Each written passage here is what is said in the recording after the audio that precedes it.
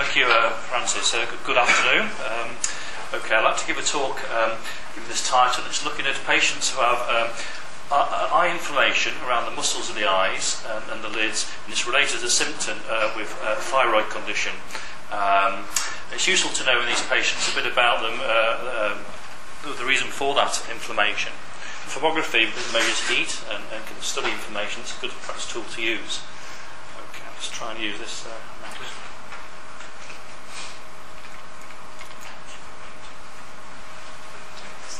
Right. Just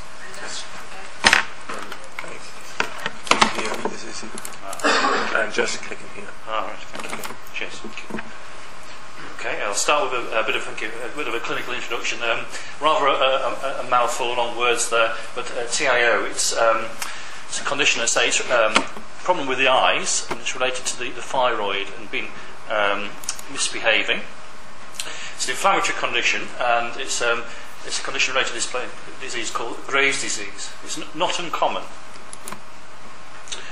And the treatment the patients get depends on the state of the patient, whether the patient is what's called active or inactive. And so the decision is to you give drugs if you've got inflammation, or if there's sometimes the eyesight is so affected they need to do surgery, but they don't want to do that if there's inflammation. So you need a tool beyond the clinical tool that helps support the clinician in making that decision which treatment to give. And there are some clinical activity scores which the clinical team will use. Having seen them myself, they seem quite subjective and require a lot of skill, and they're quite complicated in the structure of these scores. So we just thought we'd try a pilot study, and emphasise this is a pilot study, just to see if thermography, which can measure heat related to inflammation, see it can be used for objective assessment of these patients with the TAO condition. So the aims then. First of all, really, so we're starting from scratch, from the beginning, to develop a working protocol for the use on these patients. It's getting used to the patient in terms of the condition they have, what is the best protocol to actually assess these patients with. There's not a lot in the literature on this, so we thought we'd try that and develop that. Then we're going to explore the sort of range of thermal characteristics of the patients with this Graves' disease. And then we're going to compare the thermal imaging measurements with clinical assessments of the disease activity. And then do some analysis and further experimental analysis on this. So the methods overview there. Patients with the clinical assessments, thermal imaging measurements, the analysis and reporting and visualisation of the data. So start with the patients then. They refer from what's called the Newcastle upon Tyne, that's where I'm based, joint thyroid eye clinic. It's a clinic shared between an endocrinologist and an eye surgeon. So it's not a huge number of patients here, about 50, so it's a pilot study. Typically the age range is shown there, and they're mainly female patients. But they were assessed before they came from thermography by ophthalmologists for this activity. We found that 6 of the 15 were classed as active. We formed two activity scores assessed here. There's an international one called the CAS, which is a clinical activity score. That's well published. And there's one they use sort of regionally in the north of England. I'm sure it's used elsewhere in the country, which is similar to that. It's supposed to be simpler in its derivation, the TII, the Total Inflammatory Index. So because of the uncertainty in the gold standards, we thought it might be useful just to sort of have a play with that and have a look at that aspect. Okay, so the clinical assessments were usually made within a few days of the thermography, wherever possible. So here's some thermal images of the face. So we're studying the face, we're not studying the feet, obviously. And so it's not the most straightforward of surfaces to study, as you'll see. It's quite a complex shape here. You can know the colour scale here, going from hot to cold, and that's the standard. So we use the rainbow scale. You can also do close-up views with a close-up lens or a standard field view there on the left. Now these patients, as we find out, if you haven't studied them before, when you see them come through the door, you notice that they have a number of features that perhaps complicate a protocol to do measurements. Because the eyes are quite sore, well, surprise, surprise, they blink a lot. Also, tearing is quite significant, and it's usually, can be asymmetric all over the place. So this is useful to know. So consideration is really how you set up, how you measure the patient, in what setting, which regions of interest do you study, especially with the eye being quite a complex region here. We decided after some thinking about this to actually use the standard pretest protocol we use for all patients to come for mammography for clinical assessment. That's not to drink a gallon of coffee or beer, to smoke 20 cigarettes or take drugs or anything like that before they come for the test. We try to ask them to avoid that. You can't force them to do that. We ask them in the letter, please don't do this, or go for a marathon as well. That's something we ask them to do. We're just trying to reduce the uncertainty in the measurements. You never get down to zero, fully confidence, but you'll get some confidence in the measurements if they follow these pre-test instructions before they walk through the door for their test. Okay, 20-minute acclimatisation period, but we used a cool room protocol. So the thermal imaging facility we have at the Freeman Hospital in Newcastle, you can vary the temperature between about 14 degrees and about 34. And it could ramp between the two conditions. So for information studies, we tend to use a cool room of about 18 and 19 degrees. And the idea of that is to try and cool down sort of like the skin blood vessels, and in a sense allow the deeper heat to shine through from deeper surfaces. So in a sense, it's a trick of the trade, I suppose, by looking deeper into tissue information by using this. And doing some experimental sort of observations here, that seemed to sort of work quite well. If patients with a face come in, they're quite hot. Might have been, a bit stressed or something or whatever, and the forehead's very hot, and it's very hard to discern any differences at the eyes that easily.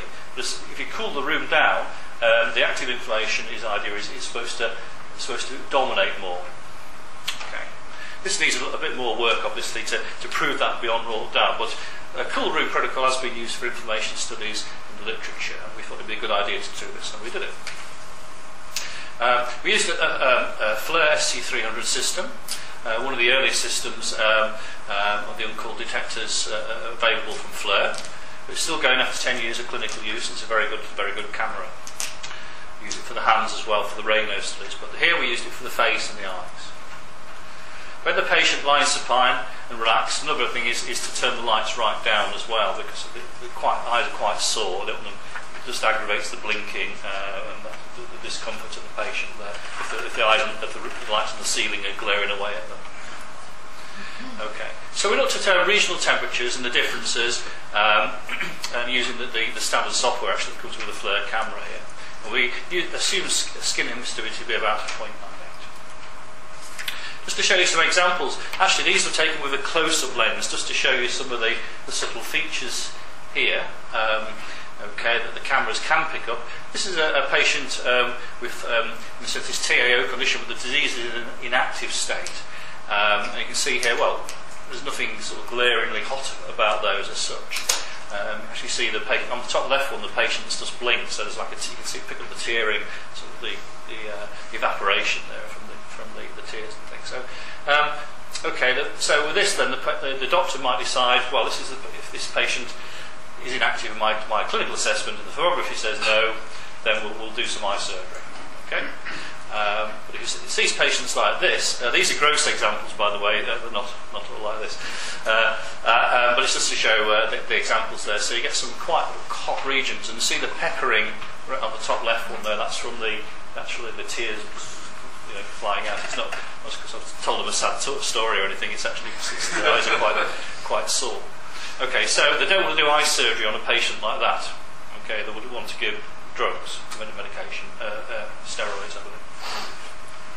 But actually, we just use a standard camera for our assessments. And my colleague Costanzo de Maria, who did the subsequent analysis from these images, did a very good job of this, looked at the actual clinical activity scoring method, and then divided the eye up into the regions where they actually score. So it's quite complicated, the CAS gold standard scoring here. So this is a test also of artwork and how good you could draw shapes around lids and things. So these are the 7 regions of interest for each eye. There I've got some definitions here. And we did actually use one to the side of the eye, just to the corner of the eye as a reference. Okay, that comes up later. So you can see that there's no actual temperature scale on there, but it's quite a cool background behind the patient there. So focusing in on the eyes there, it's quite a cold nose as well, isn't there? Probably the room's quite cold. Okay. Well, from 7 measures on each eye, we can think of the combinations you could come up with there to look at this. So you've got to, in a sense, apply an engineering sort of practical approach and try and home in on something that might be useful and try and test your ideas out rather than find the definitive, the most accurate, precise parameter of temperature difference or average or reference, normalised or whatever you want to do with that. So we actually ended up looking at 3 different measures from those images. First of all, we looked at, because we know that bilateral symmetry has come up a fair bit today. It's been mentioned in some excellent talks earlier. And when things are okay and sort of normalish, you get bilateral similarity. But when things become in more of a disease state, that you become more asymmetric, shall we say. Doesn't matter if one's hotter than the other, left or right. You just know that there's something going wrong with the process there. So looking at right-left differences was one measure. Now we did some normalisation to the actual lateral orbit side, and then calculate some other values, looking at these right-left differences and averages and these sort of things. You don't have to worry too much about the formulae here, but these are the sort of parameters we used.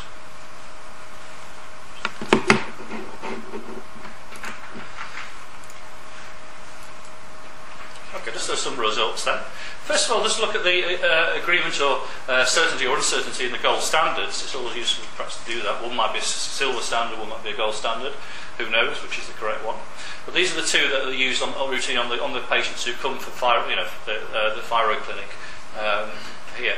So they're not the same. As you can see, there's not a perfect uniformity scale there. There are differences, but there's some fairly close agreement there. There's some error limits there for the Bland-Ullmann plot. So it's useful to know, first of all, the gold standard has some fuzziness in it, which is something, it's interesting to know that.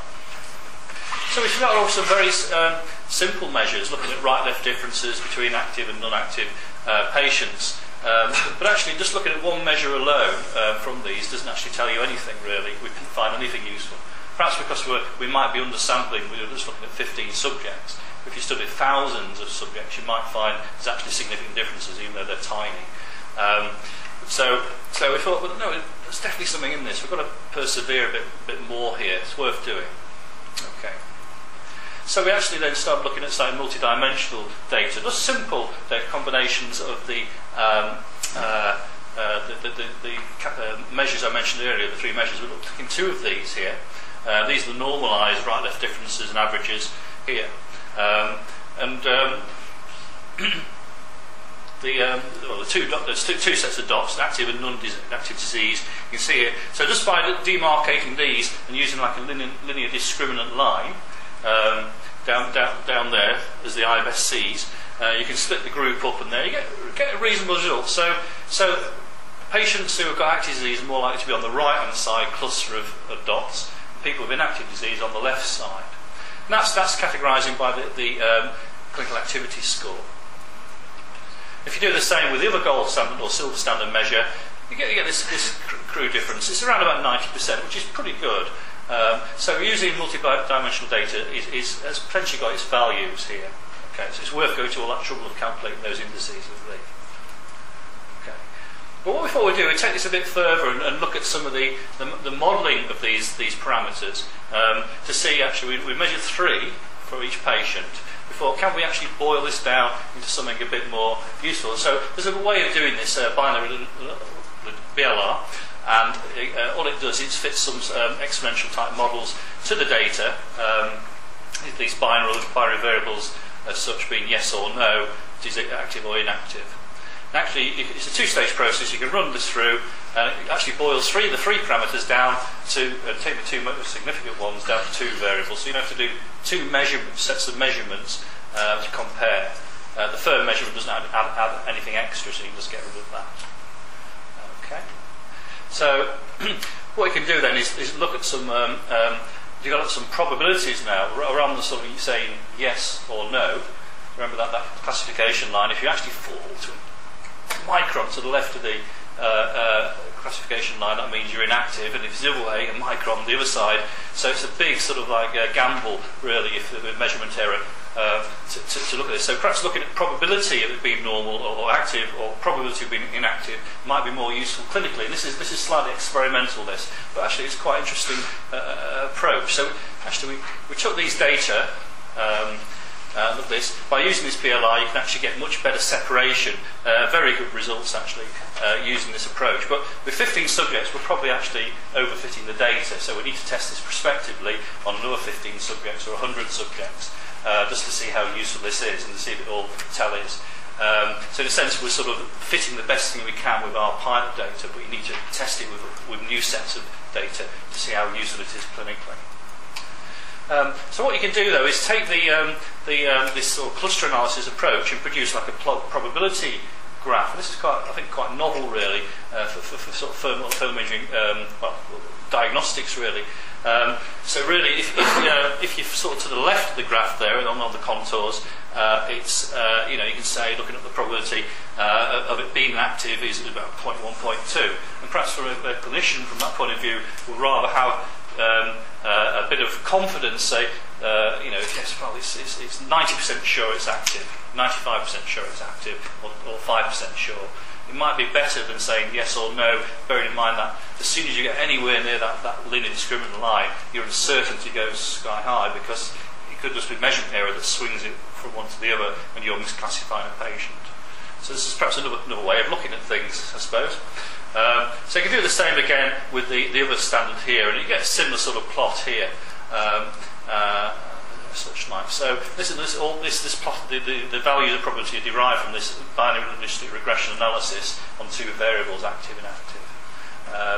Needs a bit more work. It would obviously need testing to make sure when it says 80% probability that it was 80%, so you probably need a lot of data to fully back that up for a clinical use. But it's interesting anyway, and perhaps as a clinical presentation you would have that sort of contour map, put an X marks the spot sort of thing on there on the patient report, and hand that to the doctor, and then they think, oh, it's in the green or it's in the red, that's cool, or whatever they want to know.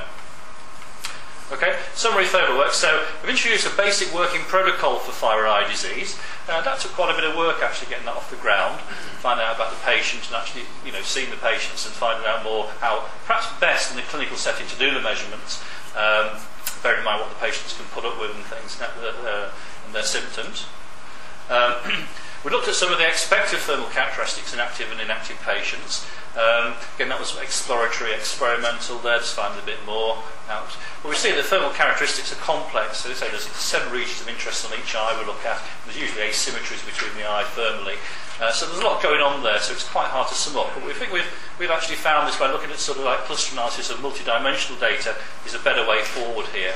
Even though we may not have found the most perfect way of doing it, this is a good engineering first pass. And when we get more data, we can perhaps take this a bit further and hopefully try and validate it further. Right, so the classification interest, bearing in mind on this pilot data set, is pretty good, really, using this multi-feature discriminant analysis. And the BLR approach, especially with the colour mapping approach, probability yes, probability no, active, inactive, I think that might show some potential. It may offer another way in for other diagnostic tests, with, say, thermography, for instance, a way of representing the information for a report to hand over to and sign it off to the referring clinician. Anyway, next we need to sort of study more patients, really, and perhaps also have a range of healthy controls using the same protocol and test everything prospectively. But you've got to start somewhere. This is a pilot study, so there it is. Thank you.